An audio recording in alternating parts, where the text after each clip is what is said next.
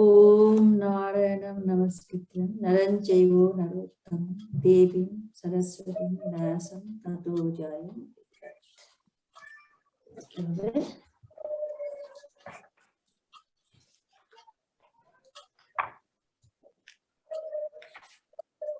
এটা শুরু হয়েছিল আমাদের অষ্টম স্কন্ধ। অষ্টম স্কন্ধে মানে আমি যেহেতু অনেকদিন পরে হচ্ছে যে একটু আবার আগের দিনে যেটা হয়েছে একটু বলে দিই, তারপর আজকে না গল্প আছে। হ্যাঁ, মানে তার কিছুই তাৎপর্য তো আছে গল্পে, কিন্তু এখন যেটা আমরা পড়বো গল্প। মাঝে মাঝে যেমন থাকে না ভাগবতে, কোথাও গল্প, কোথাও খুব দুরূহ একটা বৈদান্তিক আলোচনা, আবার তারপরে আবার একটা গল্প, কি একজনের আবার কোনো সাধক মানে ভক্ত কিংবা কোনো অবতার তাদের জীবন এরকম করে থাকে। তো এটাতে প্রথমে আছে মন্বন্তরের কথা। মানে মন্বন্তর একবার বলেছিলাম যে মন্বন্তর বলে চারটে যুগে এক মহাযুগ হয়। হ্যাঁ, এই যে সত্য ত্রেতা দাপর কলি, এই চারটে যুগ, এই চারটে যুগ মিলে হয় এক মহাযুগ। এরকম 72টা মহাযুগে এক মন্বন্তর, মানে কি বিরাট একটা সময়কাল। হ্যাঁ, বিরাট সময়। তো মানে ওই যে মানে একবার খোলা হয়ে যাওয়ার মতো। হ্যাঁ, চার যুগের পরে একটা তো শেষ হলো, চার যুগ পুরো শেষ হলো, তারপরে আবার সেই চার যুগ নতুন করে শুরু হলো। এরকম করে চারটে চারটে করে 72 বার এরকম হবে, তখন এক মন্বন্তর হলো। তো এইরকম এক একটা মন্বন্তরে এক একজন অধিপতি থাকে।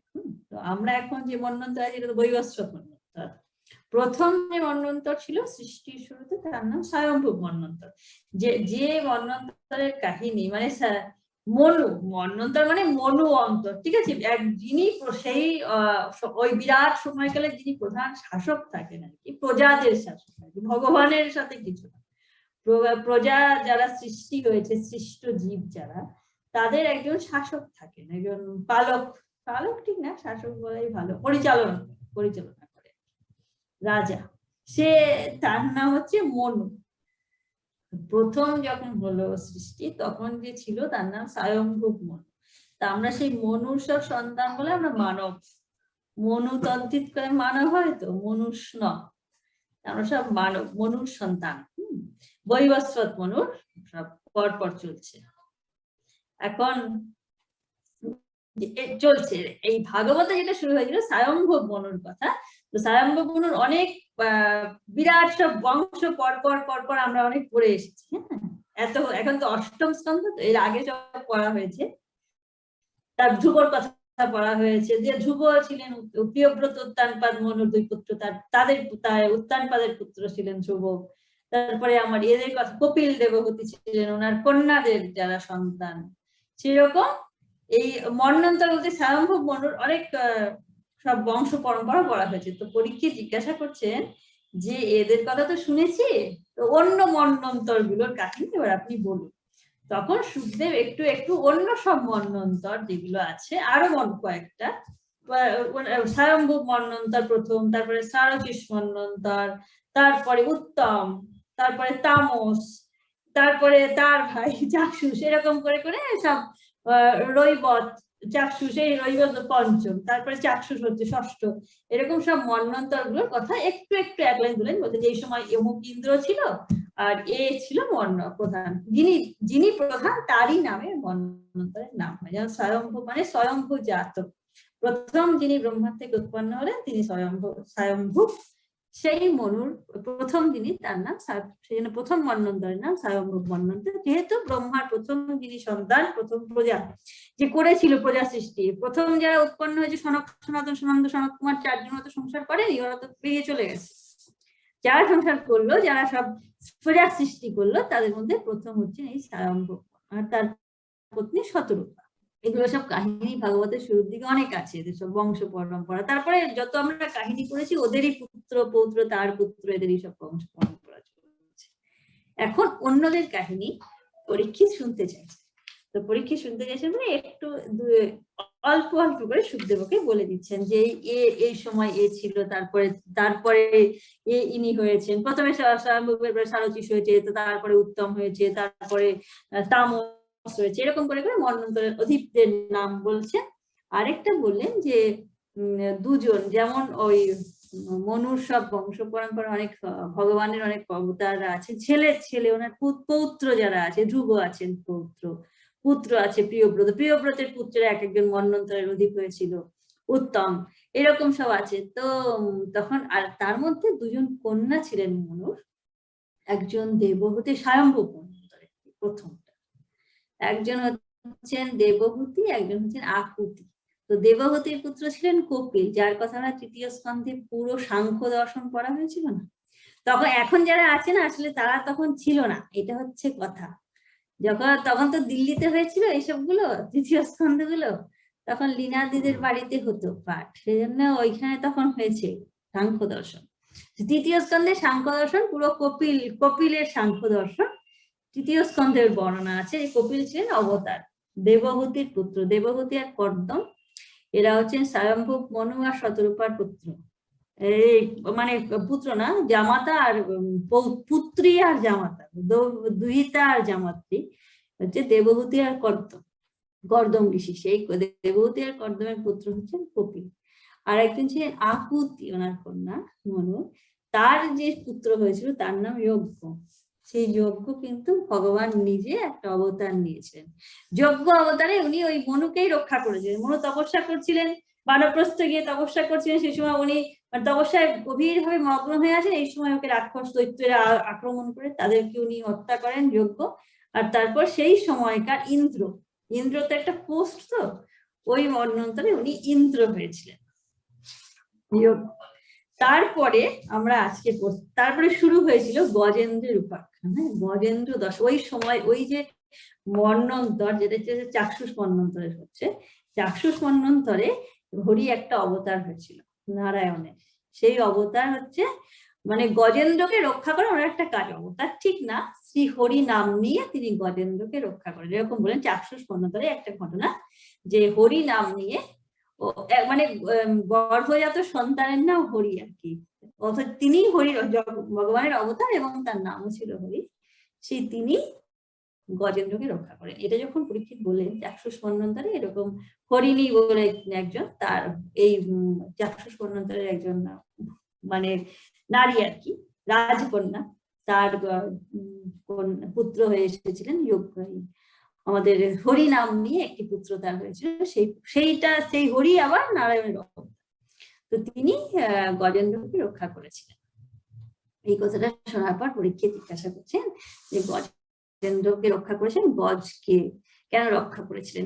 এই জিনিসটা আমাদের আগের দিন হয়েছিল, যে যখন একটা হাতি ছিল, মানে ভীষণ বলশালী হাতি, এমন এত সেই হাতির বল যে বাঘ সিংহ যারা প্রধান প্রধান পশু বনের, তারা ওর গন্ধ পেলে পালিয়ে যেত এমন। হ্যাঁ, এই প্রথম যে একটুখানি আগে শুরু করে তারপর স্তব পর্যন্ত আগের দিন হয়েছিল, প্রথম শুরু ছিল এরকম, আসিদ গিরিবর রাজন ত্রিকুট ইতি বিস্তৃত, মানে ত্রিকুট নামের একটা বিরাট পাহাড় ছিল, সেই পাহাড়ে শিরোদেনাবৃত সীমা অজেন আজুত মুসিত, যোজন আজুত, অযুত যোজন একটা উঁচু একটা পাহাড়, যোজন মানে 8 মাইল, তো 10,000 × 8 মানে 80,000 মাইল, 80,000 মাইল উঁচু একটা পাহাড়, সেই ত্রিকুট নামে, সেখানে একটা হাতি থাকতো।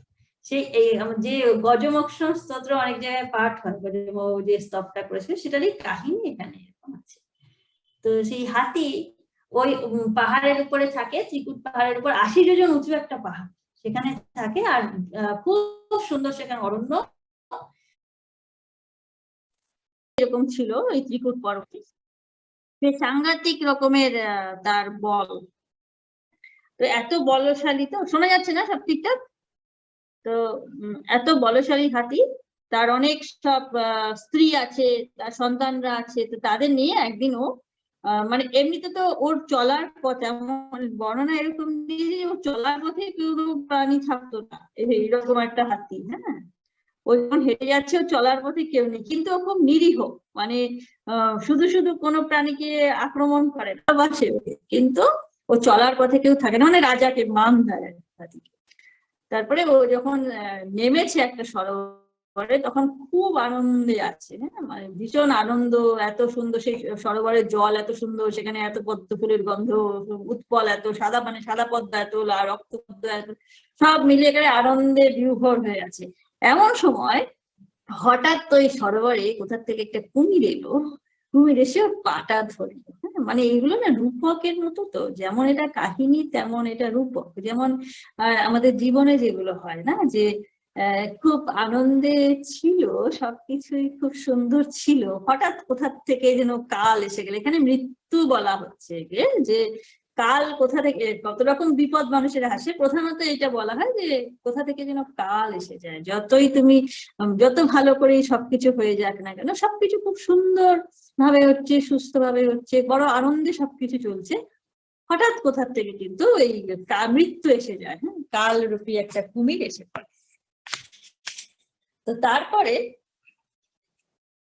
ওই কুমিরটাকে তো তারপরে হঠাৎ সেই কুমিরটা এসে ওর পা ধরে টেনেছে পরে এরকম বর্ণনা দিচ্ছে যে হাতি ওকে ছাড়াতে চাইছিল, কিছুতে হাতি তো পারছে না, ওর সঙ্গে যারা স্ত্রীরা তারা তো হস্তিনী, কেউ পারছে না, এমনকি যারা সাঙ্গপাঙ্গ তারাও সবাই এসেছে, কিছুতেও হাতিটাকে ওই কাল গ্রাস থেকে কিছুতে ওকে মুক্ত করতে পারছে না। তখন মানে এরকম মনে হচ্ছে 1000 বছর ধরে, 1000 বছর মানে দীর্ঘ সময় ধরে দুজনে, মানে হাতি ওকে সমানে ডাঙার দিকে টানছে আর কুমির জলের দিকে টানছে। তো এরকম দীর্ঘকাল যখন অতিক্রম হয়ে গেল, তখন আস্তে আস্তে কিন্তু হাতিটা নিস্তেজ হয়ে গেল। যেহেতু হাতি তো জলচর প্রাণী নয়, হাতি জলের মধ্যে থাকতে অভ্যস্ত নয়, জলের মধ্যে আছে, খাদ্য পাচ্ছে না, সেজন্য আস্তে আস্তে ও নিস্তেজ হয়ে গেল। আর কুমিরটা যেহেতু জলেই থাকে, সেজন্য ওর প্রবল হয়ে গেল। মানে কালকে তুমি কিছুতেই এড়াতে পারবে না। কথা হচ্ছে এই যে কালকে এড়াবার একটাই উপায় আছে, ভগবানকে ডাকা।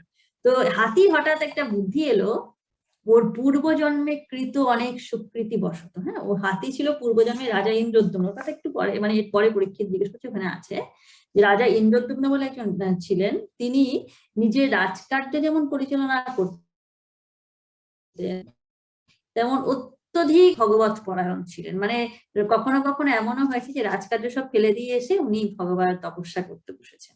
এইরকম যখন একদিন হয়েছিল, তখন অগস্ত্যকে দেখেছিলেন, মানে অগস্ত্য সশিষ্য তপস্যায় এসেছেন একটা জায়গায় স্থানে, তখন দেখেছেন ও বসে বসে ওখানে রাজা তপস্যা করছে। তখন উনি খুব ক্রুদ্ধ হয়ে রাজাকে শাপ দিয়েছিলেন যে তুমি তোমার বর্ণাশ্রম বিরোধী কাজ করছো, তুমি রাজা, তোমার প্রধান কাজ হচ্ছে প্রজা পালন, সেই প্রজা পালন না করে তুমি যেহেতু এসে এরকম বসেছো, তো তোমার স্বভাবটা হচ্ছে এইরকম যে তুমি বিরাট হবে, অথচ তুমি একটা স্তব্ধ জড় বুদ্ধির মতো তোমার স্বভাব, তুমি তোমার বর্ণাশ্রম বিরোধী কাজ করছো, জড় বুদ্ধির মতো তোমার স্বভাব, তো তুমি জড় বুদ্ধি সম্পন্ন হস্তি হও। এই অভিশাপ ওকে অগস্ত্য মুনি দিয়েছিলেন। সেই রাজাই আমাদের পরে এই গজেন্দ্র আর কি। তো ও যখন নিস্তেজ হয়ে গেল, কালগ্রাসে, মানে ওকে আর ছাড়াতে পারছে না কুমিরকে, তখন হঠাৎ ওর পূর্ব সুকৃতি বশত একটা স্তব মনে পড়ল। সেই স্তবটা হচ্ছে ভগবান শ্রীহরির স্তব, নারায়ণের স্তব।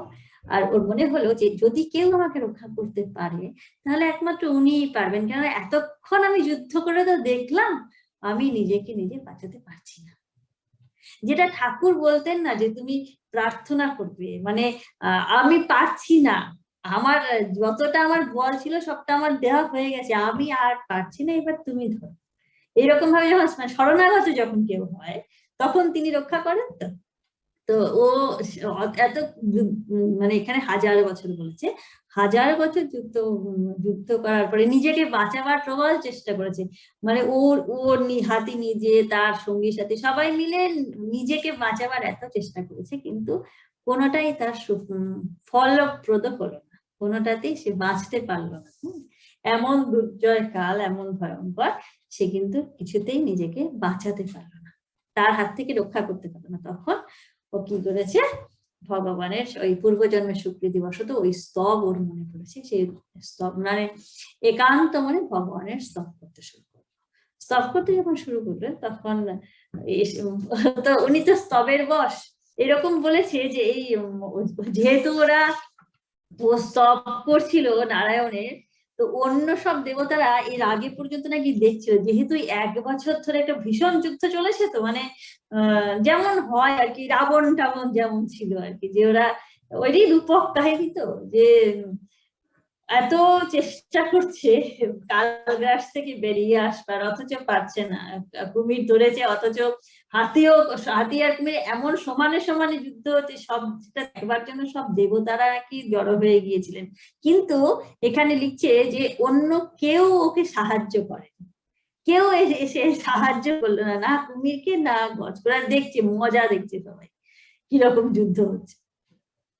মানে যেমন হয় আর কি, যতক্ষণ না তুমি শরণাগত হচ্ছ, যতক্ষণ তুমি মানে ওই দ্রৌপদীর গল্প আছে না, যে যতক্ষণ না তুমি উনি হাতটা ছেড়ে দিয়ে দুহাত যতক্ষণ না ছেড়ে দিলেন, ততক্ষণ পর্যন্ত কিন্তু আসেনি। মানে কিরকম পরীক্ষা করতে থাকে না, যে যেই দুহাত ছেড়ে দিয়েছে সঙ্গে সঙ্গে এসেছে। যতক্ষণ উনি একটু চেষ্টা করছিলেন, মানে নিজেকে নিজে বাঁচাবার চেষ্টা করছেন, ততক্ষণ আসেননি। যখন দুহাত ছেড়ে দিল আর বললো যে আমি আর পারছি না, বুঝে গেল যে আমি আর পারছি না, তখন সঙ্গে সঙ্গে উনি এসেছেন। এও সেরকম, যে ও যখন স্তব করতে শুরু করলো হাতি, তখন উনি এসে গেলেন। এসে একটা ওনার সুদর্শনের সাহায্যে কুমিরের মস্তক ছিন্ন ভিন্ন করে দিলেন, আর সেখান থেকে একজন অতি সুন্দর একজন গন্ধর্ব সে বেরিয়ে এলো। মানে কুমির যে ছিল সে একজন গন্ধর্ব, আর ইয়ে যে ছিল ঘাটি যে ছিল সে একজন রাজা। ঠিক আছে, সেই জন্য মানে শ্রেষ্ঠ একজন রাজা আর একজন শ্রেষ্ঠ গন্ধর্ব ছিল মনে আছে। তো এইরকম যদি হয়, তখন তাদের যুদ্ধটা কিরকম হবে। দুজন দুপক্ষই সমান ছিল, সেজন্য পারছিল না। আরেকটা না আছে, যে আমরা আগে পড়েছি না, যখন শিশুপাল বধ হলো, তখন নারদকে জিজ্ঞাসা করছেন যুধিষ্ঠির, যে এই তো ও মারা গেল, শ্রীকৃষ্ণ ওকে মেরে ফেললো, তা ও এত খারাপ খারাপ কথা বললো শিশুপাল, ওকে কৃষ্ণ মারলো, অথচ দেখো কৃষ্ণর অঙ্গ, ওর যে জ্যোতি বেরিয়ে এসে শিশুপালের অঙ্গ থেকে কৃষ্ণের মধ্যে মিলিত হলো। তা এটা কিরকম হলো, যে কৃষ্ণকে কত যোগী ঋষি ধ্যান করে পায় না, সেই কৃষ্ণকে এরকম শিশুপাল এত দুষ্ট একটা খারাপ লোক। আগে আমরা পড়েছি না এটা, যে তারপরে প্রহ্লাদের কথা হয়েছিল, হিরণ্যকশিপুদের গল্প। তো এইটা ও যখন যুধিষ্ঠির বলেছিল, তখন নারদকে উত্তর দিয়েছিলেন যে উনি কারোর কোনো অকল্যাণ করেন না, উনি যা কিছু করেন সেটাতেই কল্যাণ। উনি যে হত্যা করছেন, উনি যে বধ করছেন, তার মধ্যেও কল্যাণ নিহিত আছে। তো এইখানেও হাতির স্তব করলো, উনি হাতিকে বাঁচালেন, আর কুমিরকে কিন্তু মেরে ফেললেন। কুমিরকে যে মেরে ফেললেন, কুমির হলো একজন গন্ধর্ব, সে অভিশপ্ত ছিল। অভিশপ্ত হয়ে সেই এখানে কোথায় ছিল, তো ও অভিশপ্ত হয়ে উনি গন্ধর্ব জন্ম পেয়েছিলেন। তারপরে এই শ্রীকৃষ্ণের হাতে নিহত হয়ে মানে সেই গন্ধর্ব জন্ম থেকে উনি মুক্ত হলেন। তো তারপরে এইটা হলো হাতিয়ার গল্প যখন শেষ হলো, তখন পরীক্ষিত ওনার কাছে আরো সব জিজ্ঞাসা করছেন, যে এরপরে ওই মন্বন্তরে আর কি সব, আর কি হয়েছিল, আর কি ঘটনা হয়েছিল। তখন সুখদেব, আজকে ওইটার গল্পটা পড়বো। তো সুখদেব বলছেন যে ওই সময় চাক্ষুষ পর্ণতা হয়েছিল, সেখানে সেই সময় উনি কচ্ছপের দেহ ধারণ করেছিলেন। কচ্ছপের দেহ ধারণ করে সমুদ্র মন্থনের সময় মন্দার পর্বতকে ধারণ করেছিলেন। আর এই কচ্ছপটার নাম ছিল অজিত। এটা এখানে আছে আর কি, সাধারণত পাওয়া যায় না এই নামগুলো, ভাগবতে থাকে। ওই যেমন যজ্ঞ নাম ছিল, মনুকে যে মেরেছিল, তাদেরকে বধ করেছিল, উনি একটা নাম নিয়ে সেই নামটা হলো যজ্ঞ। এখানে এই গজেন্দ্রকে যখন রক্ষা করছেন, তখন যদিও তিনি নারায়ণেরই অবতার, কিন্তু শ্রীহরিরই অবতার, কিন্তু ওই সময় ওই অবতার পুরুষ যিনি, তার নামও ছিল শ্রীহরি। ঠিক আছে, এই গজেন্দ্রকে যখন মোক্ষণ করেছে। তারপরে আজকে হবে এই সমুদ্র মন্থনের উত্তর।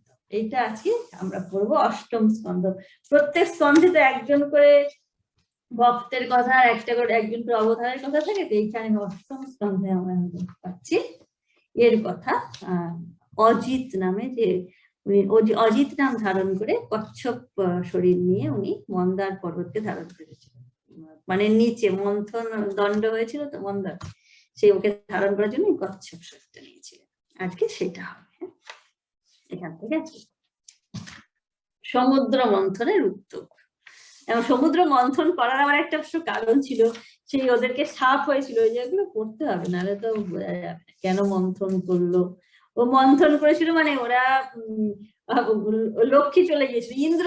ইন্দ্রের গল্প তো, দেবতাদের গল্প, ইন্দ্র দেবরাজ, তার ভীষণ অহংকার, এগুলো আসলে কি মানে আপনি কাহিনী হিসাবেও নিতে পারেন রূপকথার মতো, আবার এক একটা সিম্বল তো, এক একটা প্রতীক। যে একজন দেবরাজ, তিনি দেবতাদের রাজা, কিন্তু যেহেতু তিনি রাজা, তিনি কিন্তু মানে একটা পোস্ট পেয়েছে। তো এই যেমন আগে বলছে না, যজ্ঞ একবার ইন্দ্র হচ্ছেন, তো বিভু একবার ইন্দ্র হচ্ছে, নহস একবার ইন্দ্র হচ্ছেন।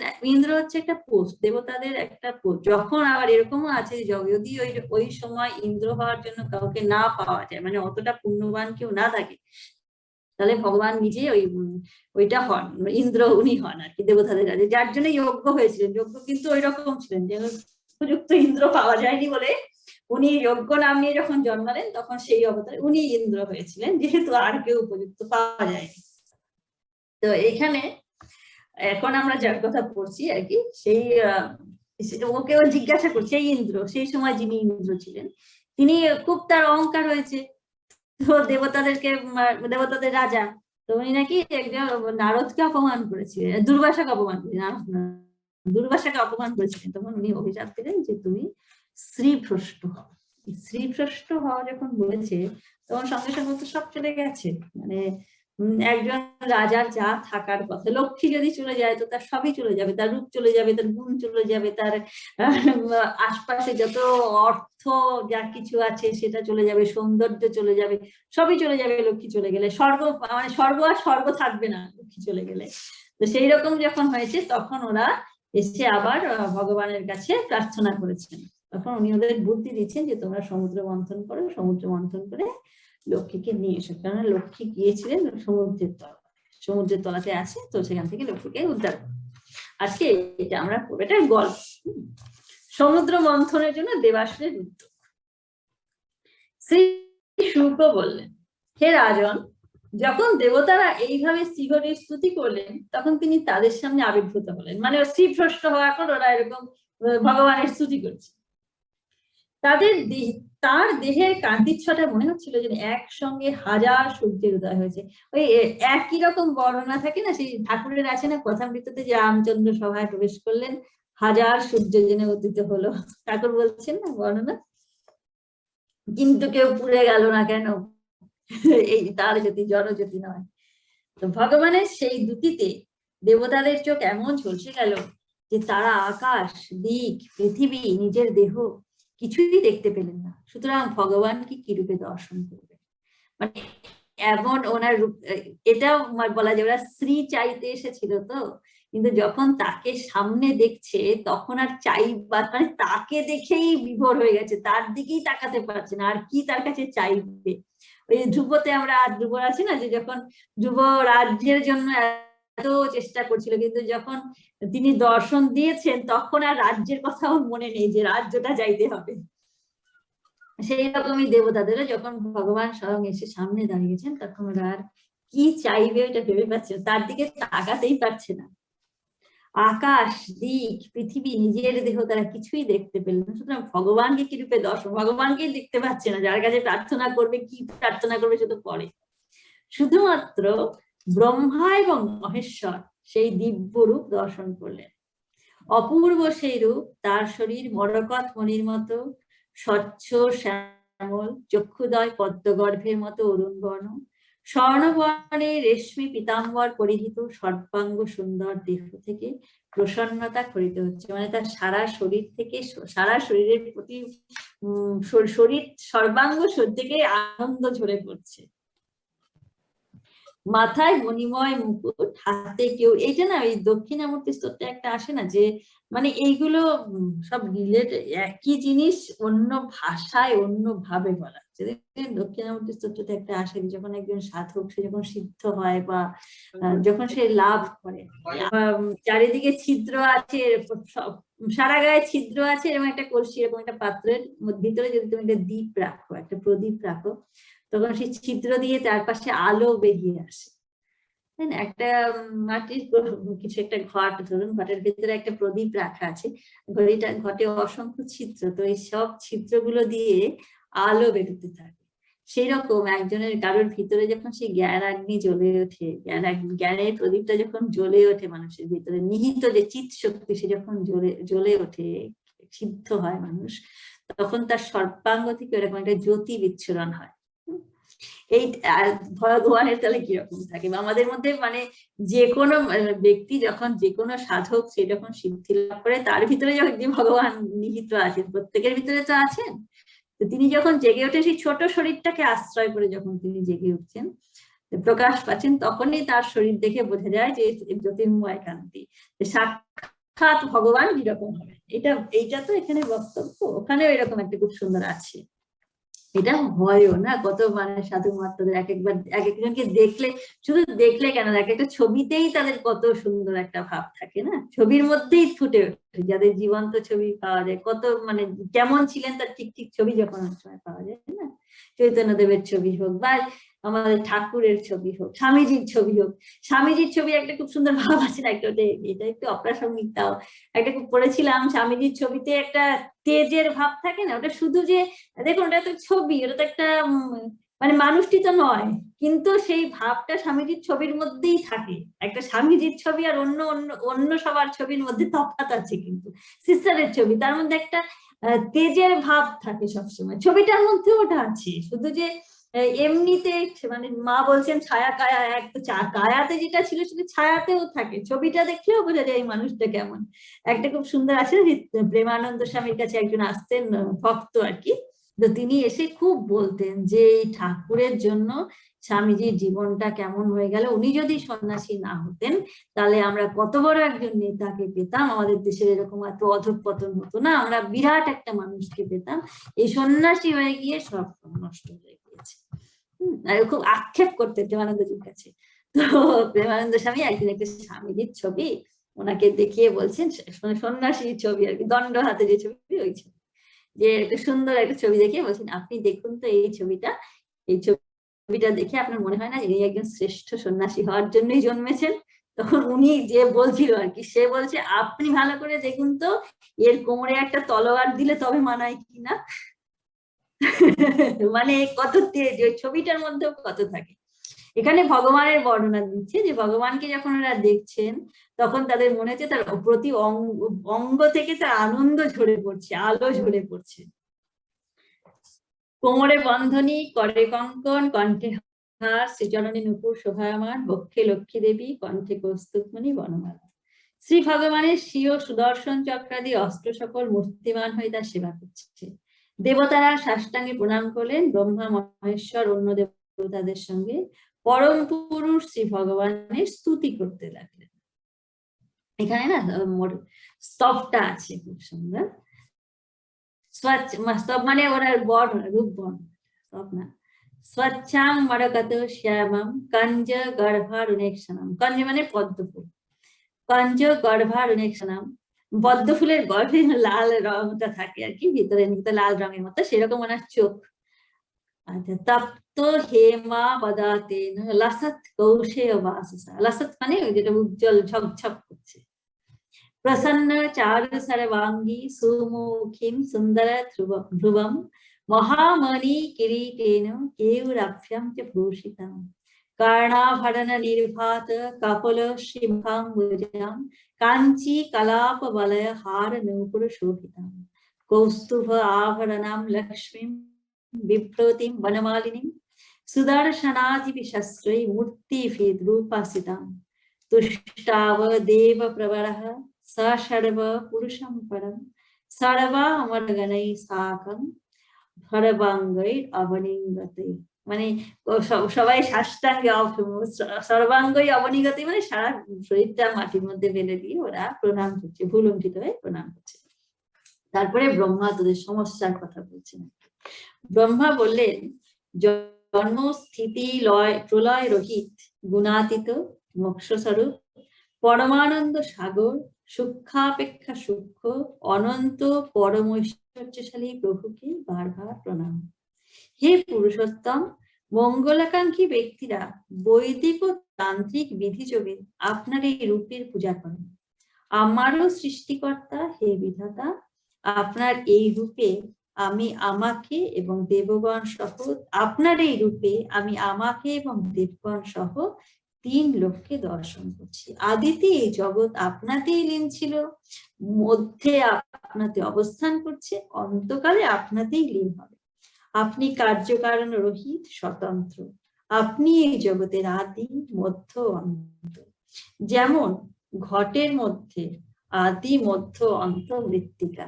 মানে দেখুন, এগুলো যেমন ভক্তি শাস্ত্র, তেমন আমাদের যে শাস্ত্রগুলো, মূল গ্রন্থগুলো, এখন এগুলোর থেকে নাম যা বার করে একটু জেনে জেনে একটু একটু নিয়ে নিয়ে সবাই নানা রকমের মত করেছে, তো সেটা আলাদা।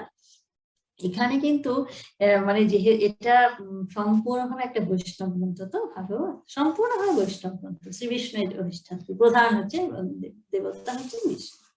কিন্তু এখানে কোথাও বেদান্তের সাথে কোনো বিরোধিতা নেই। ওখানে যা বলেছে, ওখানে যে ব্রহ্ম যা বলেছে, এখানে শ্রীহরি তাই বলেছে, একই কথা। এখানে কি বলছেন, যে আপনি এই জগতের আদি, মধ্য, অন্ত।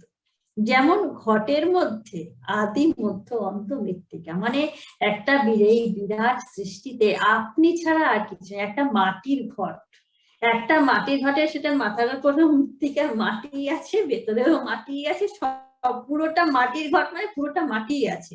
সেরকম এই সৃষ্টিতে যেহেতু আপনার মধ্যেই অবস্থান করে, আপনারই উৎপন্ন হয়েছে, আপনাতেই লয়। এখানে আপনি ছাড়া আর কিছু নেই। একই ভাবটা সম্পূর্ণ এক, যে যা কিছু যেখানে আমরা দেখছি সে সবই শ্রী ভগবানের নানা রকম রূপ, নানা রকম রূপের প্রকাশ, কিন্তু এক একজনের মধ্যে এক এক রকম শরীরের মধ্যে এক এক রকম আধারের মধ্যে এক এক রকম প্রকাশ। এটা হচ্ছে তফাৎ, এইটুকুই তফাৎ। সবার মধ্যেই সেই পরম শক্তির হতে পারে এবং ওইটাই কাম্য। তা না হলে ওই যতই তুমি বিরাট হাতি হও, না যে বর্ণনা দিয়েছে, বাঘ সিংহরা পর্যন্ত ওই হাতিটা হেঁটে গেলে বাঘ সিংহরা তাকে রাস্তা ছেড়ে দেয়, এত মহাবল, এত পরাক্রান্ত, এত সুখে সে আছে, এত তার পরিবার পরিজনকে নিয়ে স্নান করছিল নিশ্চিন্তে নির্দ্বিধায়। হঠাৎ কোথা থেকে একটা কুমির এসে গেল, আর সেই কুমিরটা এমনই যে ওকে মানে মেরে ফেলার, মানে ওর হাত থেকে কেউ ওকে রক্ষা করতে পারে না, মেরে ফেলবেই। তাকে রক্ষা করতে পারে একমাত্র তিনি। আর এখানে এরকমই আছে যে যখন ও কাহিনীটা, যে কুমিরটা যখন মারা গেল, কুমিরকে মেরে ও যেমন স্বর্গে চলে গেল, তেমনি একেও কিন্তু উনি নিয়ে গেলেন। ও তো নিশ্চিত হয়ে গিয়েছিল, তো হাতিরও আর কিছু ছিল না, অতদিন যুদ্ধ করে ও আর পারছিল না, তখন ওকেও কিন্তু উনি এখানে দিয়েছে যে উনি মুক্ত, হাতিকেও সঙ্গে করে সারূপ্য মুক্তি দিয়েছে, শালক্য মুক্তি দিলেন, নিজের লোকে নিয়ে গেলেন বৈকুণ্ঠ লোকে হাতিকে নিয়ে। মানে আমরা ধরছি হাতিও মারা গেল, হাতিও তার শরীরটা ত্যাগ করে বৈকুণ্ঠে চলে গেল, এরকমই আছে এখানে। হাতিও শালক্য মুক্তি পেল, ওখানে চলে গেল, হাতি চলে গেল নিজের বৈকুণ্ঠে, আর ও চলে গেল গন্ধর্ব লোকে, কুমিরটা। মানে যদি তার কাছে স্মরণ নেওয়া হয়, তাহলে যাই হোক তুমি যেরকম অবস্থায় থাকো না কেন, সেখান থেকে তিনি কিন্তু উদ্ধার করবেন। যেখানে তোমার থাকার কথা তুমি যা, সেখানে তোমাকে পৌঁছে। আমরা কেউ তো আর মানে কেউ তো আলাদা নয়, সবাই তো ওই মৃত্তিকাই, কেউ তো আর খানিকটা মৃত্তিকা নয় মাটির ঘটের, তা তো হয় না, মাটির ঘটে সবটাই মাটি হয়। সবাই আমরা তারই, আমরা সবাই তার মধ্যেই অবস্থান করছি, তার থেকেই এসেছি, তাই না? একটা মানুষের চেতনা, মানুষ বলে যে কোনো জীব, চেতনা যাকে বলছি সে তো সেই ভগবানই আছে, তাই না? আলাদা তো কিছু নেই। যা কিছু আমি দুঃখ ভোগ করছি, যা কিছু কষ্ট ভোগ করছি, ওটা আমারই কর্মফল। যেহেতু আমি এই শরীরটাকে আমি ভাবছি, এগুলো আগে আগে আসে না, যেহেতু আমি এই শরীরটাকে আমি এই মানুষ এটা আমি ভাবছি বলে কিন্তু আমার এত কষ্ট হচ্ছে। এটা থেকে যদি আমি উঠতে পারতাম, আমি যদি ভাবতাম আমি কিছু নই, আমাকে কেউ কষ্ট দিতে পারে না, আমাকে কি দুঃখ দিতে পারে, আমি সাক্ষাৎ আনন্দ, আমি সেই চিৎস্বরূপ, আমি আনন্দ স্বরূপ, এই ভাবনায় যদি আমি প্রতিষ্ঠিত হয়ে যাই, সেটা তাহলে আমার আর দুঃখবোধ হয় না। এখন দুঃখটা কে দেয়? আমার পরিবার পরিজনের থেকে পেতে পারি, বন্ধু বান্ধবের থেকে পেতে পারি, রোগ শোক থেকে পেতে পারি, তাই না? বিশেষ করে যখন মানে আত্মীয় পরিজনের থেকে আমি তখন দুঃখ পাই, মনে করেন আমি তো ভেবে রেখেছি ও আমার এটা হয়, তাই না?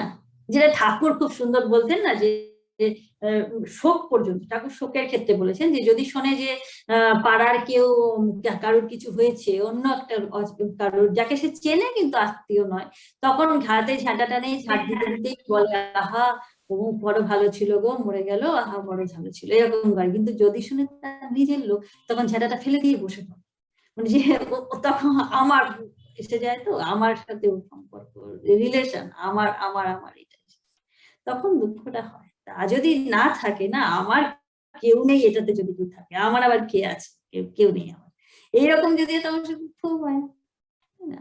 সাধারণত এইরকম গুলো তো হয়।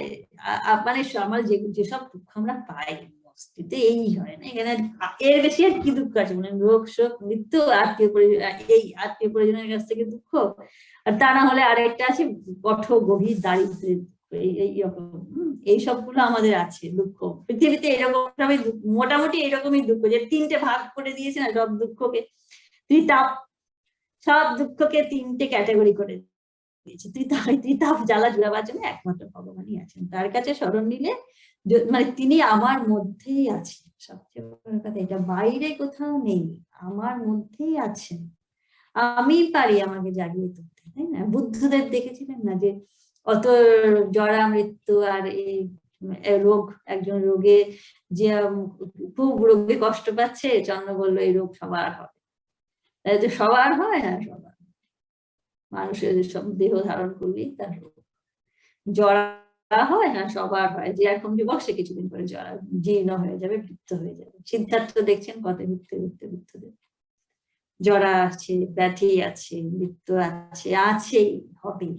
তা এইটা দেখে কিন্তু সংসার ত্যাগ করেনি, তাই না? তিনটে দেখেছিলেন, প্রথমে এই তিনটে দেখেছিলেন, তখন কিন্তু সংসার ত্যাগ করার কথা ভাবেননি।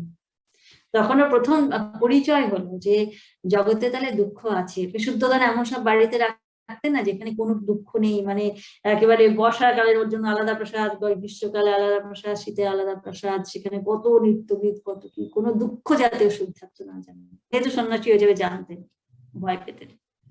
কিন্তু এইসব তারপরে যখন প্রথম দিনে ঘুরতে বেরোলেন রোগিয়ে, একদিন জরা দেখলেন, একদিন দেখলেন, একদিন মৃত্যু দেখলেন, তখন কিন্তু সিদ্ধার্থ সংসার ত্যাগ করেন চতুর্থ দিনে, তাই না? 3 দিন পরেই যে সংসার ত্যাগ করলেন তা না, চতুর্থ দিন উনি একজন সন্ন্যাসীকে দেখলেন, হাতে ভিক্ষা পাত্র নিয়ে হেঁটে যাচ্ছে, অথচ তাকে দেখলে মনে হয় জগতে তার কোনো দুঃখ নেই।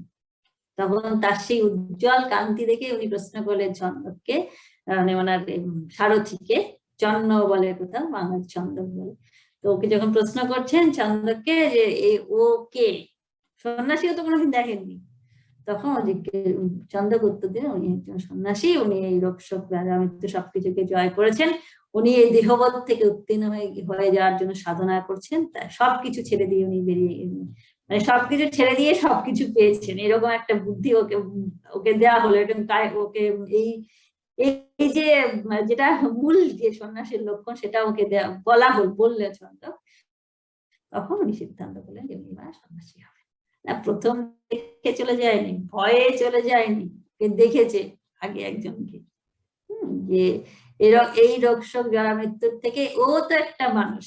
ছন্দক বারবার বলেছে না যে হ্যাঁ মানুষের হয়, সব মানুষেরই হয়, তারপরে এই সন্ন্যাসীকে দেখে নিতে ওর কেন হচ্ছে না, ও কেন এত কি করে এত আনন্দে আছে, ওর হাতে তো একটা করো ভিক্ষা পাত্র, তাহলে ও কেন এত আনন্দে আছে? তখন উত্তর দিচ্ছেন চন্দক যে ও সন্ন্যাসী, ও সব ছেড়ে দিয়েছে, সেই জন্য ভয়কে জয় করে, ওর কিচ্ছু নেই, কারোর সাথে কোনো কিছুতে লিপ্ত নয়, সেজন্য ও এরকম আনন্দে আছে। তখন উনি সিদ্ধান্ত করলেন যে এবার আমি সংসার ত্যাগ করব।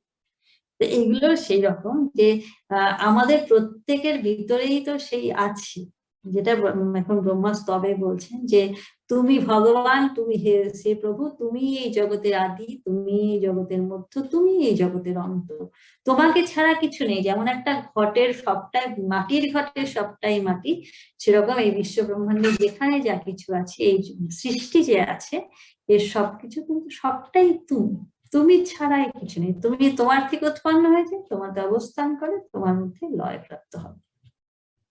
মাঝখানে কিছুদিন একটু আমার করে এত রকম অশান্তি ভোগ করে না। এই যে ব্রহ্মা এত সব দেবদেবতাদের নিয়ে এসেছেন, ওনার একটা আমি তোমার থেকে উৎপন্ন হয়েছে এটা এসে গেছে, তো এটা আছে বলে। কিন্তু যখন সৃষ্টি লয় হবে তখন ব্রহ্মা, এরকমই তো কাহিনীগুলো, সৃষ্টি যখন লয় হবে তখন ব্রহ্মাও কিন্তু আমার নারায়ণের মধ্যে মিশে যাবে, বা আলাদা কোনো অস্তিত্ব থাকবে না।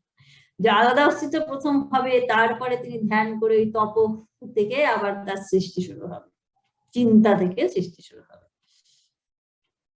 যখন লয় হবে মানে আমিটা যখন চলে যাবে তখন সবকিছু সব শান্তি, আমার কেউ নেই, আমার কোনো কিছু চাই না। যেটা মার কথা একটা দুটো কথাতে আছে না, যে মুক্তি মুক্তি নির্বাসনে হতে পারলে এক্ষুনি মুক্তি হয়ে যায়, নির্বাসনে হলে এক্ষুনি হয়, মা বলেছেন না যে আমার কিছু চাই না, এই জায়গাটা যদি কেউ প্রতিষ্ঠিত হয়ে যেতে পারে তার সঙ্গে সঙ্গে তার সব সুখ দুঃখ থেকে সে পার হয়ে যায়। ব্রহ্মা বলছেন আপনি এই জগতের আদি মধ্য অন্ত, যেমন ঘটের আদি মধ্য অন্ত মৃত্তিকা, মাটি একটা ঘটের আদি মধ্য অন্ত, আপনি আপনারই আশ্রিত মায়ার দ্বারা এই সংসার সৃষ্টি করেছেন। আপনি এই সংসারটা সৃষ্টি করেছেন আপনার মায়ার দ্বারা। এই মায়া মানে ইন্দ্রজাল, তো ভ্রান্তি শব্দটার মানেই তো তাই, ভ্রান্তি, একটা জাদু, আছে আবার নেই, এই আছে এই নেই, এবং অন্তর্যামী রূপে এর মধ্যে প্রবেশ করে বিরাজ করছেন। মানে তুমি তুমি এর মধ্যে সতই আছো, আবার তোমারই মায়ার দ্বারা এই জগৎটা সৃষ্টি করেছো। যদি কেউ মনে করেন জগতের বাইরে থেকে এই জগৎটাকে দেখে, তো আমি এই যে আমার এই শরীরটা তো এখন খুব আমি আমি আমি আমি করছি, এবার কিছুদিন পরে এটা তো চলে যাবে, আর হয়তো বড় 30 বছর, আর 30 বছর পরে এটা যেমন 30-40 বছর থাকবে না, এটা তখনও কিন্তু এর একটা সোল থাকবে, সেলফ থাকবে না, যেটা আবার শরীর ধারণ করে। তো ওইটার কিন্তু কিছু নাম নেই, তাই না? ও যে থাকবে, যাকে জীবাত্মা বলছি আমরা, চেতনা, আমার যে চেতনা যে থাকবে, তার তো আলাদা করে কিছু নাম নেই, সে তো প্রত্যেকে বারে বারে একটা করে নতুন নতুন নাম নিচ্ছে, নতুন নতুন সব আত্মীয় পরিজন গোষ্ঠী তৈরি করছে, তাই না? যে ঠিক ঠিক যে থাকে সে কিন্তু সত্যি সত্যি কিছুর সাথে লিপ্ত থাকেও না, যে নাম রূপেরও পার, তার নিজস্ব কোনো নাম রূপও নেই, কিছুদিন জন্য একটা গ্রহণ করে আবার সেটাকে ছেড়ে, তাই না? তো শুধু শুধু এইরকম আমরা মানে একটার পর একটা আবরণ নিজের উপর দিয়ে দিয়ে দিয়ে দিয়ে এগুলোকে বাড়িয়ে ফেলছি। আমার উপাধি, যেটাকে বেদান্তে বলে না, যে উপাধি জমি জমি জমি জমি আমরা নিজের আমিটাকে বেশি প্রসারিত করে দিয়েছি। একেই তো আমি এত মানে কিছুতেই যায় না, তার মধ্যে আরো এটার হাজারটা উপাধি দিয়ে দিয়ে দিয়ে দিয়ে এটাকে আরো পুরো একটা আমি করেছি, কাঁচা আমিটাকে।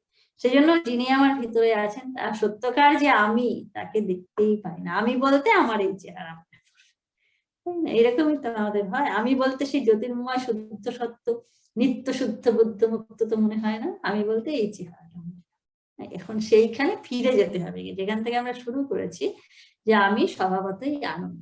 বেদান্তে এটাই বলে না বারবার, মানে যেগুলো বই, যার জন্য স্বামীজি এত এগুলো বারণ করতেন না, যে কোনো কখনো পাপের ঠাকুরও বলতেন না, পাপ পাপ একদম বলবে না, তুমি স্বভাবতই নিত্য শুদ্ধ বুদ্ধ মুক্ত, তুমি সেই তুমি সেই তুমি সেই, এই চিন্তা করতে করতে সেখানে পৌঁছাবো। এখন ব্রহ্মা, এখন গল্প করছি আমরা, ব্রহ্মা এখন স্তব করছেন ওনার, বাঁচাতে হবে আর কি, ওদের লক্ষ্মী ভ্রষ্ট হয়েছে, ওরা এত স্বর্গসুখ ভোগ করছিল, তার মধ্যে হঠাৎ অভিশাপ দিয়ে লক্ষ্মীকে পাঠিয়ে দিয়েছে নির্বাসনে, আর ওরা এত বিপদে পড়েছে, ভোগটা চলে গেল না, ভোগ নেই, এত অন্য সময় কিন্তু স্তব টপ করে না দেখবেন দেবতারা, তাই না? যার জন্য বলা হয় একমাত্র নরশরীরে তপস্যা হয়, নরশরীরে ঈশ্বর লাভ করে, অন্য শরীরে করে না।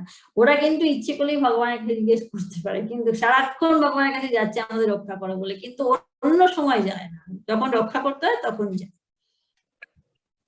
যেমন আমাদের হয় আর কি। নিরন্তর ধ্যান করি না তো, সেই জন্য বিবেকী ও শাস্ত্রজ্ঞ পুরুষেরা সংযত হয়ে মনকে একাগ্র করে বিষয়ের মধ্যেও আপনার নির্গুণ স্বরূপকে উপলব্ধি করে। মানুষ যেমন মথন আদি উপায় দ্বারা কাষ্ঠ থেকে অগ্নি, গরু থেকে অমৃতময় দুধ, মাটি কর্ষণ করে অন্ন জল এবং পুরুষকার দ্বারা উপার্জন করে থাকে, সেই রকম শাস্ত্রজ্ঞ বিবেকী পুরুষেরা শুদ্ধ বুদ্ধি, ভক্তি, জ্ঞান ইত্যাদি দ্বারা নিজের অনুভূতি অনুসারে নিজের স্বরূপের বর্ণনা করে থাকে। মানে মানুষ যেমন মথনাদি উপায় দ্বারা কাষ্ঠ থেকে অগ্নি, গরু থেকে দুধ, মানে নানা উপায়ে মানুষ এগুলো সংগ্রহ করে, একটা থেকে আরেকটা সংগ্রহ করে। তো সেই রকম বিবেকী পুরুষেরা শুদ্ধ বুদ্ধি, ভক্তি, জ্ঞান ইত্যাদি দ্বারা নিজের অনুভূতি অনুসারে নিজের স্বরূপ বর্ণনা করে, মানে নিজের মধ্য থেকেই নিজেকে বার করে। এক একজন এক এক ভাবে, কেউ শুদ্ধ বুদ্ধি, শুদ্ধ জ্ঞান, ভক্তি এর মাধ্যমে নিজেকে, নিজের স্বরূপ নিজে উপলব্ধি করে।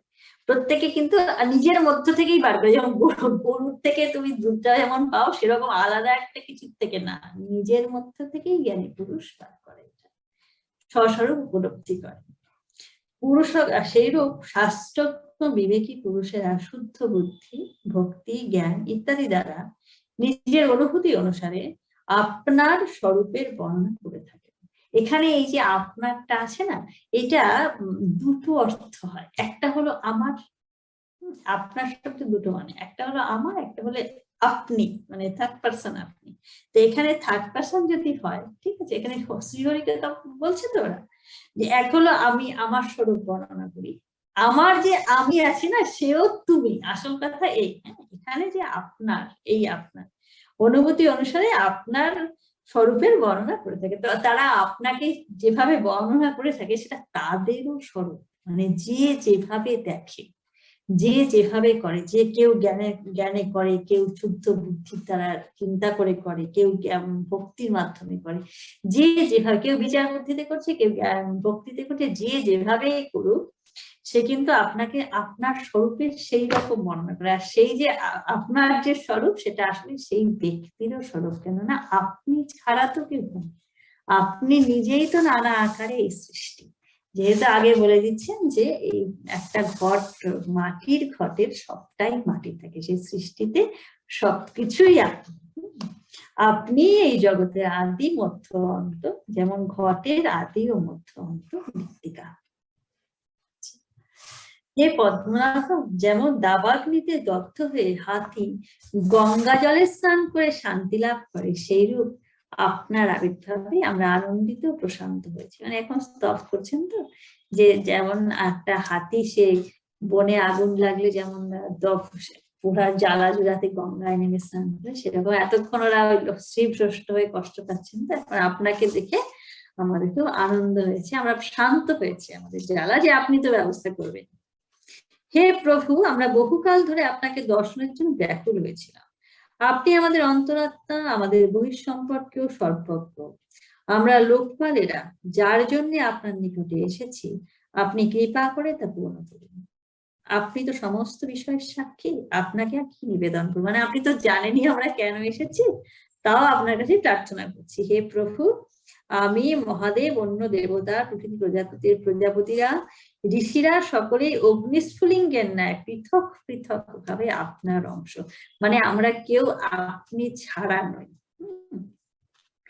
এই পরিস্থিতিতে হে প্রভু, আমরা আপনাকে কি প্রকারে বুঝতে সক্ষম, মানে একটা বিরাট আগুনের স্ফুলিঙ্গের মতো একটু একটু একটু একটু যে থাকে না আগুন থেকে ফুলকি গুলো, সেরকম আমরা এক একটা ফুলকি, আপনার একটা ফুলকি তো পুরো আগুনকে বুঝতে পারেন, সেটাও উনি বলছেন যে আমরা তো একটু একটু পৃথক পৃথক ভাবে আপনার অংশ, কিন্তু নিজেদের আপনার থেকে পৃথক মনে করি। আমরা আপনারই অংশ, যেমন আমরা মানুষরা, যেমন নয় আমরা জীব সম্পূর্ণ জগৎই তাই, বিশেষ করে মানুষ যেহেতু উপলব্ধি করতে পারে, বুঝতে পারে, যে আমরা জানি কিন্তু যে আমার চেতনা আছে, সেই চেতনাই তিনি, যাকে আমি জাগাতে চাইছি সে আমার ভেতরেই আছে, কিন্তু তবুও কোথায় যেন আমি ভাবছি আমি আলাদা, না আমার এই একটা নাম আছে, আমার এই একটা দেশ আছে, আমি এই জাতি, এই বর্ণ, এই সব আমার কত কিছু আছে, এইটা যেহেতু আমি ভেবে রেখেছি সেজন্য আমি কিছুতেই তোমার সঙ্গে মিশতে পারছি না, আর কি তোমার সঙ্গে নিজেকে পৃথক ভাবছি। এই পরিস্থিতিতে হে প্রভু, আমরা আপনাকে কি প্রকারে বুঝতে সক্ষম, কারণ আমি নিজেদের আপনার থেকে পৃথক মনে করি। বলছেন কিন্তু এটাই মায়া, যে হে প্রভু, আমি, মহাদেব, অন্য দেবতারা, দক্ষ প্রভৃতি প্রজাপতিরা এবং ঋষিরা সকলেই অগ্নিস্ফুলিঙ্গের ন্যায় পৃথক পৃথক ভাবে আপনার অংশ, কিন্তু নিজেদের আপনার থেকে পৃথক মনে করি। এই পরিস্থিতিতে হে প্রভু, আমরা আপনাকে কি প্রকারে বুঝতে সক্ষম, দেবতা ও ব্রাহ্মণদের মঙ্গলের জন্য যা কর্তব্য আপনি তার আদেশ দিন ও আপনি নিজেই সেই কার্য সম্পূর্ণ করুন। মানে আপনি আমাদের মধ্য দিয়েই করুন, যেহেতু আমরা আপনি, আপনি বলে দিয়ে আমাদের মধ্য থেকেই করুন। শ্রী সুখদেব বললেন, ব্রহ্মা এবং অন্য দেবতাগণ এইভাবে স্তুতি করে সংযত ইন্দ্রিয় হয়ে করজোড়ে দণ্ডায়মান রইলেন। ভগবান তাদের উদ্দেশ্য জানতে পেরে মেঘগম্ভীর বললেন, হে পরীক্ষিত, যদিও ভগবান একাই দেবতাদের ও সমস্ত জগতের কার্য করতে সক্ষম, তথাপি সমুদ্র মন্থনের লীলা করার ইচ্ছা করে তিনি দেবতাদের উদ্দেশ্যে বললেন, হে ব্রহ্মা, হে মহেশ, হে দেবগণ, আপনারা মনোযোগ সহ আমার উপদেশ শ্রবণ করুন। আপনাদের মঙ্গলের উপায় বলছি। এখন কাল অসুরদের কৃপা করছে, মানে এই সময় অসুররা বেড়েছে আর কি, ওরা শ্রীভ্রষ্ট হয়েছে তো দেবতারা, সেজন্য অসুররা এখন ওদের সময়, ভালো সময়, কাল অসুরদের কৃপা করছেন। আপনারা গিয়ে দৈত্য আর দানবদের সঙ্গে সন্ধি করে নিন, যতদিন না আপনাদের ভাগ্য অনুকূল হয়। দেবতাগণ, কোন বৃহৎ কার্য করতে হলে শত্রুপক্ষের সঙ্গেও সন্ধি করা উচিত। পরে কার্য সিদ্ধি হলে তাদের সঙ্গে সাপ আর ইঁদুরের মতো ব্যবহার করা যায়, মানে তাদের খেয়ে ফেলা যায় কি, সাপ আর ইঁদুর মানে তাই এরকম এগুলো রাজনীতিও আছে আর কি এর মধ্যে। হ্যাঁ, বুদ্ধি দিচ্ছেন ওদেরকে যে এখন ওদের কাছ থেকে কাজটা নিয়ে নাও, পরে ওদেরকে কার্যসিদ্ধি হয়ে গেলে আর ওদের সাথে সম্পর্ক রাখতে হবে না, যেহেতু দৈত্য। আপনারা বিলম্ব না করে সমুদ্র থেকে অমৃত মন্থনের কাজ শুরু করুন। অমৃত পান করলে মরণশীল প্রাণী অমর হয়ে যায়। প্রথমে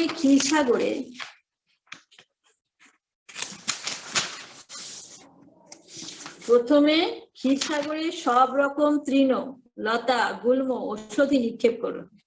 তারপর মন্দার পর্বতকে মন্থন দণ্ড, বাসুকীকে মন্থন রজ্জু করে আমার সহায়তায় সমুদ্র মন্থন করুন।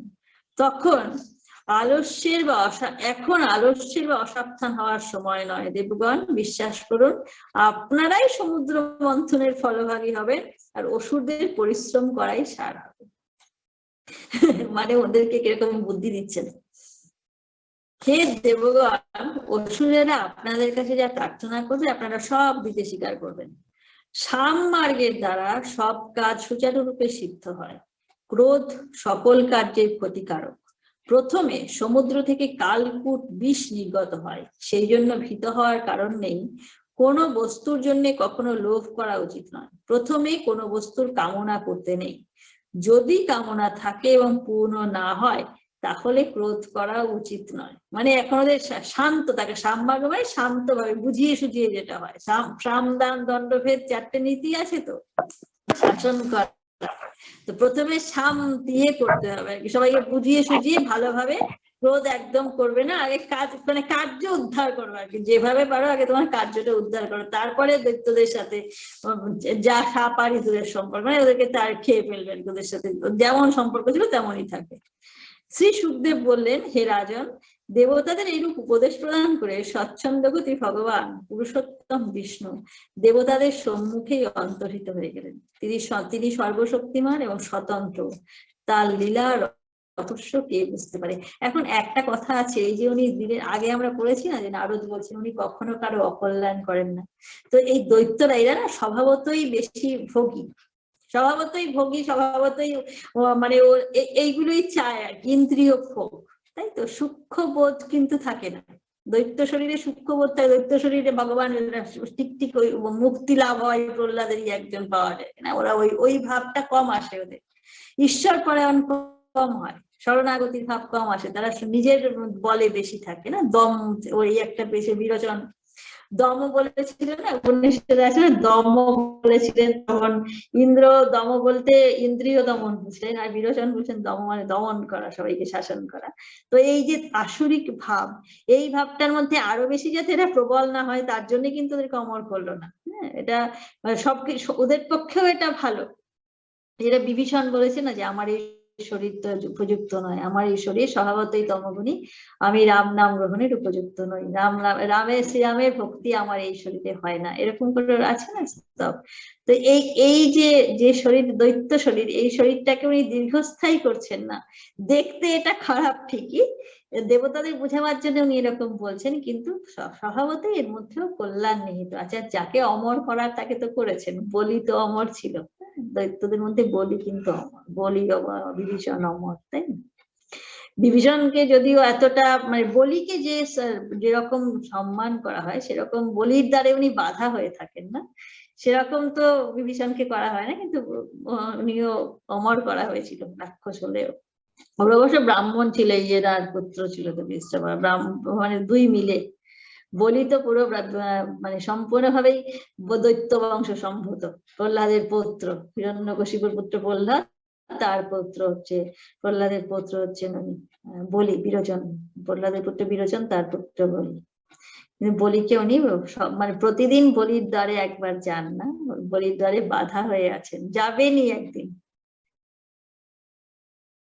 দিনে একবার, একদিন না, প্রতিদিন একবার করে যাবে বলির কাছে, এরকম কথা দেওয়া আছেন। যাকে অমর করা তাকে তো করেছেন, কিন্তু সব দেহগুলোকে অমর করেননি আর কি, সব দৈত্য মাত্রই অমর হবে, অমৃত পান করবে, এটা হয়। আগে বলেছেন উনি ইচ্ছে করলে এমনি সব ওদের স্ত্রী ফিরিয়ে দিতে পারতেন, ওদের সব সমস্যার সমাধান করে দিতে পারতেন, কিন্তু এই লীলা করবেন বলে উনি এরকম একটা আবার একটা ঘটনা তৈরি করেছেন। শ্রী ভগবান বললেন, হে রাজন, দেবতাদের এর উপদেশ প্রদান করে স্বচ্ছন্দগতি ভগবান বিষ্ণু দেবতাদের সম্মুখে অন্তর্হিত হয়ে গেলেন। তিনি সর্বশক্তিমান, স্বতন্ত্র, তার লীলা রহস্য কে বুঝতে পারে। ভগবান অন্তর্হিত হওয়ার পর ব্রহ্মা এবং মহেশ্বর তার উদ্দেশ্যে প্রণাম করে স্ব ধামে গমন করলেন।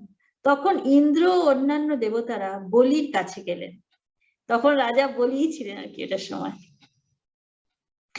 এর আগে আমরা প্রহ্লাদের কাহিনী পড়ে এসেছি তো, সপ্তমে প্রহ্লাদের কথা আছে, এরপরে বলির কথা, এরপরে বামন অবতার আসবে, এখানেই আছে। ও বলির যে পাতাল প্রবেশ, এগুলো বলির সময় হয়েছে, যখন সমুদ্র মন্থন হয়েছে, ওদেরকে না দিয়ে সব ইন্দ্রদের দিয়ে দিয়েছেন যা কিছু উঠেছে সমুদ্র থেকে, সেই সময় কিন্তু বলি রাজা ছিলেন ওদের, দৈত্যদের। বলি ছিল বলেই করেছিল, হিরণ্যকশিপু হলে কে করতো নাকি এত সাহায্য।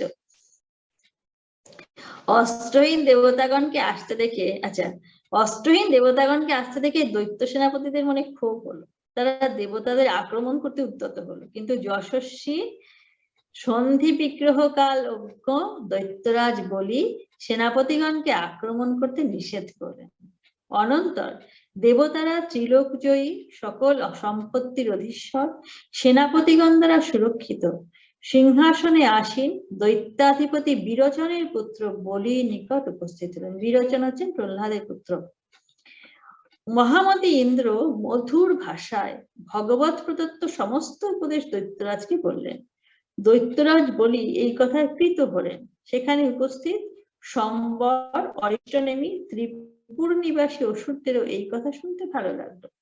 হে সত্যনাশন রাজা পরীক্ষিত, তখন দেবতা ও অসুরদের মধ্যে সন্ধি ও সখ্য স্থাপিত হলো এবং তারা সবাই একত্র হয়ে অমৃত মন্থনের জন্য উদ্যোগ করতে লাগলেন। অনন্তর দুর্মদ মুদ্গর সদৃশ্য বাহু বিশিষ্ট শক্তিশালী দেবাসুরগণ মন্দার পর্বতকে উৎপাটিত করে সিংহনাদ করতে করতে সমুদ্র তটে নিয়ে গেলেন। কিন্তু একে তো মন্দার পর্বত অত্যন্ত গুরুভার এবং তাকে অনেক দূর সমুদ্র পর্যন্ত বহন করতে হবে।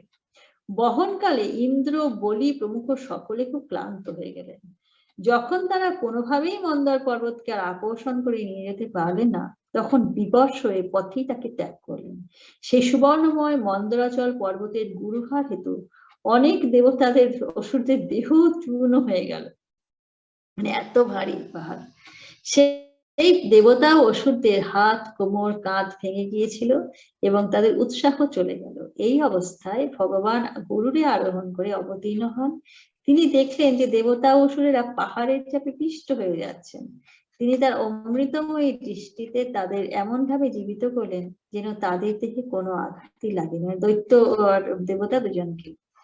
অনন্তর তিনি অবলীলাক্রমে পাহাড়টি এক হাতে উঠিয়ে নিয়ে গরুরের পিঠে স্থাপন করে নিজেও সেই গরুর পৃষ্ঠে আরূঢ় হয়ে দেবতা ও অসুরদের সঙ্গে সমুদ্র তটে উপস্থিত হলেন। পক্ষী সৃষ্ট গরুর সমুদ্র তীরে পর্বতকে নামিয়ে দিয়ে এবং সমুদ্র জলে তাকে স্থাপন করে ভগবানের আদেশে অন্যত্র চলে গেলেন। আজকে এই পর্যন্ত থাকে, এরপর দিয়ে সমুদ্র মন্থন হবে, সমুদ্র এই তিতলি উঠলো।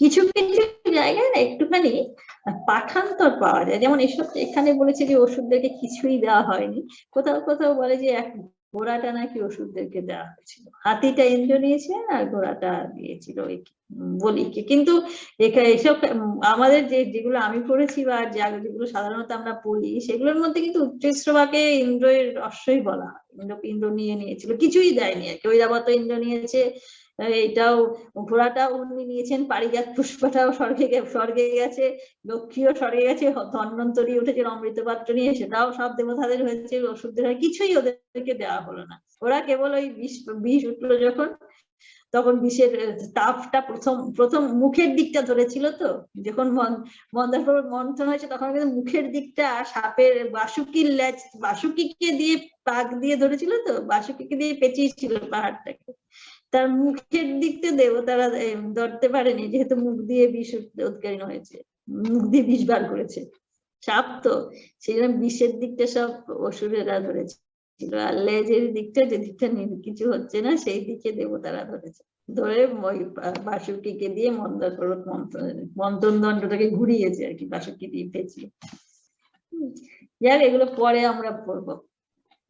সুন্দর এইসব কাহিনীগুলো সকলের জানা, কিন্তু এখানে একটু বিশদ করে এগুলো থাকে।